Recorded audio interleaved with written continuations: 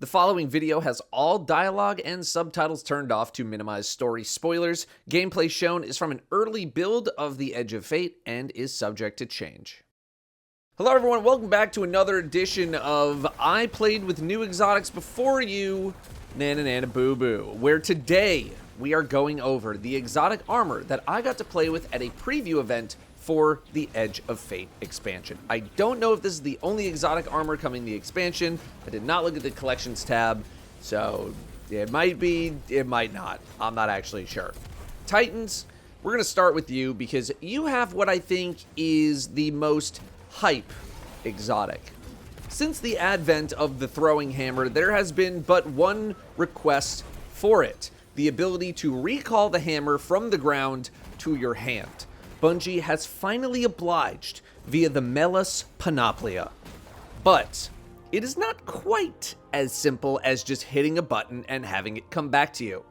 First, you must become a Forge Master. You become a Forge Master by either picking up a Fire Sprite or getting 3 rapid solar kills. Keep in mind, this is with the exotic on. This is not an intrinsic thing within solar now. This is on the exotic.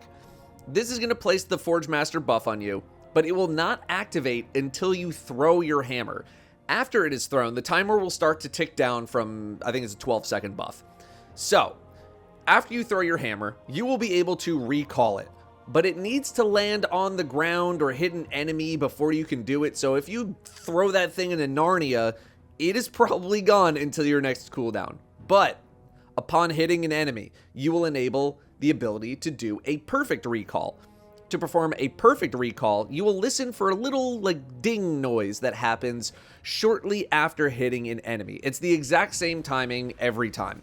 If you nail it, you're also going to trigger additional effects like AoE damage to anything around the hammer as it comes back to you, and you'll also extend the timer on Forge Master, which is what enables you to do the recall in the first place. If you chain together perfect recalls, you'll be able to keep this rolling for as long as there are enemies to hit and as long as you are throwing the hammer pretty often. You also appear to get a good amount of bonus tracking when you're a Forge Master, which makes super far away hits much easier to perform. This is a really fun effect. Hitting the perfect timing to cause some explosions is fun. It feels good to time it right. It feels good when it comes back to your hand. Everything about this experience feels pretty enjoyable. On the legendary world tier, when you get the engine rolling, the hammer can really put a dent into some tougher enemies out there. Like, I'm bopping these big targets in a couple of throws. Combine that with sunspots and the perfect recall explosion, and you can kill off groups of, clustered up enemies without too much issue.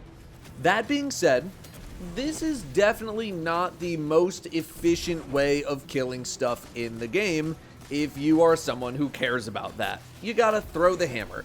You let it hit something. You wait for the timing. You hit the timing. You wait for the hammer to come back to you. You throw it again. Rinse, repeat. Sometimes you get a big explosion with a lot of kills. Sometimes there's just not that much there, or it doesn't really connect. And there is a lot of stuff that you can do with that level of time investment. I don't see many worlds where continuously bonking something with a hammer and recalling it ends up being the top DPS option, although I'm certainly open to the idea, but I wasn't expecting it to do that, so that's okay. When I was grouped up in a team, 2 things happened. Number 1, we were playing on an easier difficulty and things just died super fast, not really giving me the time to enjoy the hammer experience. Or 2, we were playing on a much harder difficulty and nothing would die to my hammer. I will say that we had the difficulty turned up considerably here in this footage. Like, the enemies are 40 or 50 levels above us. But at this level of difficulty, the hammer itself felt close to worthless outside of the lowest tiers of enemies in Devil's Lair or the Whisper. The reason I have barely any footage of me throwing a hammer in these upper difficulty pieces of content is because I learned very quickly that it wasn't even close to worth it. Now, full admission, I was playing Devil's Lair with no aspects or fragments equipped because they got unequipped and I didn't realize it for a little while, but someone else was playing with all that stuff equipped and they had a very similar experience. And I also ran a different piece of content with my aspects and I had a very similar experience. So for now, I would advise some caution when running hammer in these super high tier pieces of content, and when the expansion's actually out, we can reevaluate. As of this preview event, I would use this exotic in more solo environments or, mid-tier group content so that you could fully enjoy the experience. Legendary difficulty felt great, but as you climb, I imagine the appeal will start to wane a little bit, so we'll see.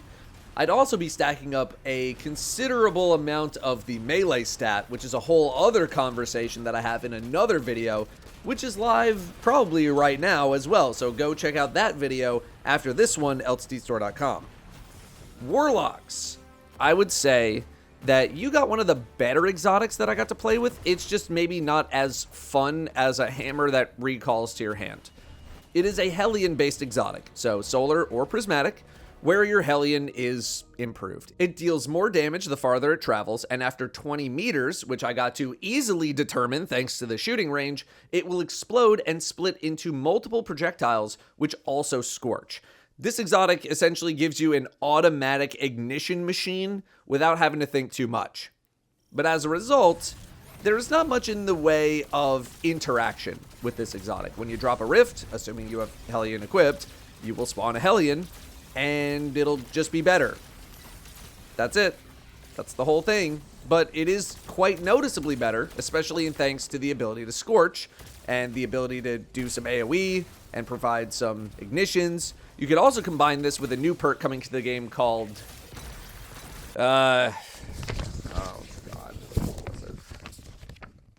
Burning Ambition, which scorches already scorched targets even more.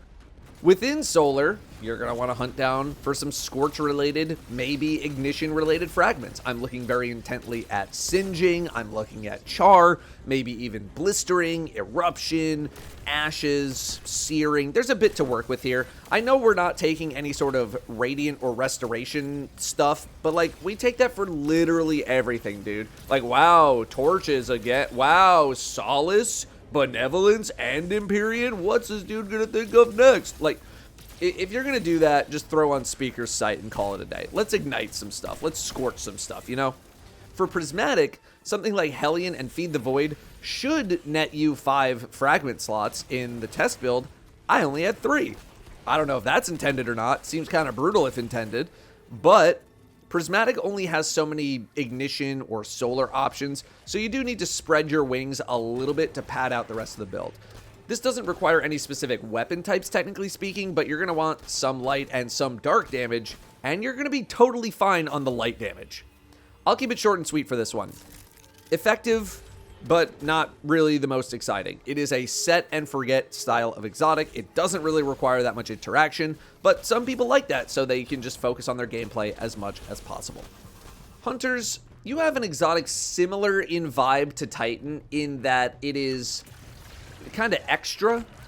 Some of you might remember the Whirling Maelstrom build from a little while back with Sir Terracnes, the helmet. Well, Moirai feels like the Whirling Maelstrom exotic. When you throw your threaded spike at a tangle, you will activate the tangle, and it will also bring a tangle back to you if you catch the threaded spike. If you don't catch it, you'll just get a little more melee energy than usual. As you can imagine, this will enable you to have many Whirling Maelstroms active, like 2 or 3 at a single time, if not even more. You do need a little bit of setup for it, though. Remember that to spawn a tangle, you need to kill a target affected by some kind of a strand debuff. But that can just be your threaded spike, in which you could then Gambler's Dodge to get it back, throwing it at the tangle that you hopefully just spawned, activate a Maelstrom, get your melee, and a tangle back, and then you throw that tangle to activate another Maelstrom, and then you grapple over to it over and over for free grapple melees. I didn't get to mess around with this in the shooting range, so in terms of pure damage numbers, I don't have that for you.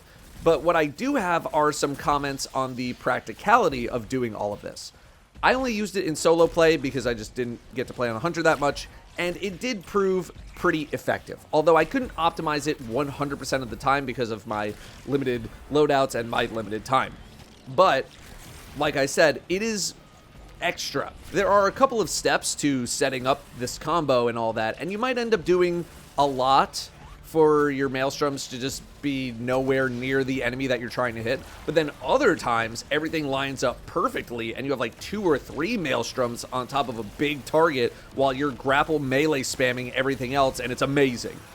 I should also mention that the artifact, which will be our artifact for 6 months at a time, as opposed to the usual 3, will be featuring Strand somewhat heavily in addition to Solar and Stasis. So this exotic, on top of any other Strand builds that you might have forgotten about, may end up being pretty relevant for the Edge of Fate. That being said, you're going to be pretty locked in on Tangle-based fragments or just like generic ones. Thread of Fury might be in there, even though you can get your melee back somewhat reliably. Ascent, if you're doing grapple melee spamming. I could see Transmutation as some kind of a play if you're running with Warding, but remember that Warding is only 5 seconds on Woven Mail now. It has not been 10 for a while. Propagation also has some potential. Generation, always viable as well, although you shouldn't be using too many of your grapple charges because you're going to be hopefully grappling to Tangles, which does not cause your grenade cooldown to trigger. For solo play, this exotic is pretty fun. I did not try it in group play, but I'm guessing there might be a couple of similar pain points compared to the Titans exotic in that you do need a little bit of setup. The difference is that it's much easier to trigger a Tangle, and you don't have to sit and watch your Maelstroms do damage. They just automatically do stuff. So it's probably going to be way better. That is your exotic armor preview. All in all, I think these exotics will definitely have their moments when they shine. I think Warlock is probably the most usable overall in the widest range of activities, even if it is the most boring of the bunch. Titans, again, your exotic's fun, but we're going to need to do some cooking to see if we can get these gloves to be a bit better outside of a solo, low to mid-tier difficulty environment. And Hunters, whirling Maelstrom spam is pretty fun, and it's not too shabby for damage either, so I think there's plenty to work with there. Let me know what you're looking forward to messing around with, and now that you're done with this video, go check out one of the other 3 additional videos I have uploaded today on the Edge of Fate, linked on screen and in the description. Thank you very much for watching. I will see you next time.